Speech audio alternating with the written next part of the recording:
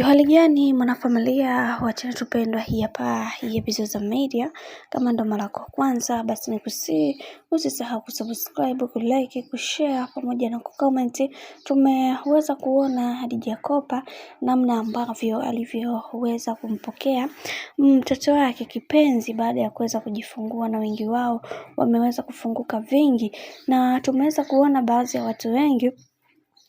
wameweza kuongea vitu vingi wakisema kwamba kiukweli kuna kitu ambacho cha kujifunza katika haya maisha, kwa sababu kuna vingi ambavyo vimeweza kutokea katika maisha ya watu, na wengi wao wanatamani sana kuweza kuelewa juu ya haya ambayo yanayoendelea sasa. Sasa kumekuwa na changamoto nyingi ambazo zimekuwa zikitokea katika maisha bibi ya Zuhura, na wengi wao wote tunafahamu juu ya maisha ya uhalisia ya bibi ya Zuchu. Sasa tumeweza kuona mamake mzazi amekili na kuzungumza mengi akisema kwamba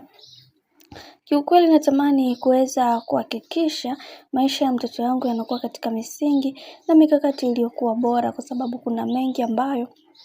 yameweza kutokea na wengi wao walitamani sana kuweza kujua vingi katika maisha yao. Hivyo sina budi kuweza kuzungumza hivi ili mradi tu watu wengine waweze kunielewa namna ambavyo natamani kuweza kuona maisha yangu yakiwa katika misingi na mikakati iliyo bora. Mtoto wangu ndo kila kitu katika maisha yangu, na natamani kuweza kuona mtoto wangu akipiga hatua kubwa katika kila hatua ya maisha ambayo anayopiga, kwani kuna wengi ambao wamekuwa wakizungumza mambo mengi juu ya hiki ambacho kinachoendelea, na wengi wao wakasema kwamba juu ya haya ambayo yanaendelea sasa hivi yatupaswa kuweza kuhakikisha kila kitu kinakuwa katika mikakati na misingi iliyo bora, kwa sababu kila mtu anaamini kwenye kile ambacho anachokiamini, na wengi wao wanatamani kuweza kuhakikisha kila kitu kinakwenda kuwa sawa. Sasa leo hii tumeweza kuona namna ambavyo mambo yalivyokuwa kwa upande